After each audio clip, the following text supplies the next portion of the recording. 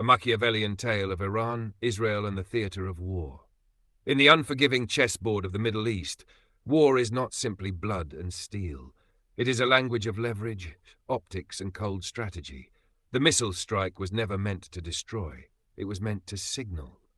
Iran, the ancient empire reborn in black turbans and ballistic calculations, launched its missiles not as a reckless act of vengeance, but as a calculated gamble. The Ayatollahs understood what Machiavelli wrote centuries ago. It is better to be feared than loved, if one cannot be both. And so they fired. 45 missiles tore the sky on the night of June 13. 5 struck, 40 were intercepted. A poor showing by any military standard, unless you understand the real target wasn't Israel's cities, but perception. The strategy. Iran's leadership needed 3 things. 1, to demonstrate strength to its people. In a region where silence is death, retaliation is survival.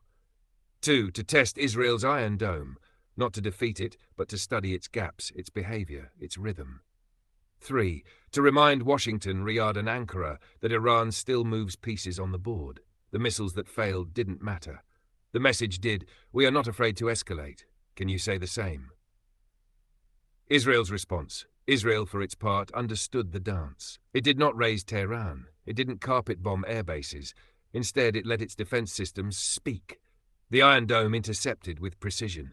The army posted videos. Netanyahu appeared in front of the flag, not to rage, but to calculate. In Machiavellian terms, Israel chose the path of the fox, not the lion. It showed restraint, for those who rely on force alone perish by it. Instead, it tightened its alliances, secured more Western sympathy, and prepared its next move on the diplomatic front. The hidden victory. The Western media spoke of Iran's failure. But in Tehran, the mullahs were not displeased. They saw what they needed: global attention, local unity, and most importantly, predictable response from their enemies. Every launch taught them more than 100 spy satellites could. And Israel?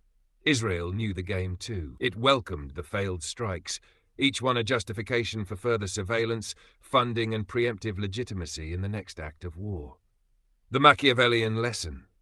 This was not a clash of hatred. It was politics at its rawest, cynical, precise, merciless, a shadow duel fought with missiles, tweets, and secret pacts behind closed doors. For as Machiavelli would say, wars begin when you will, but they do not end when you please. And so the war did not end. It evolved. Would you like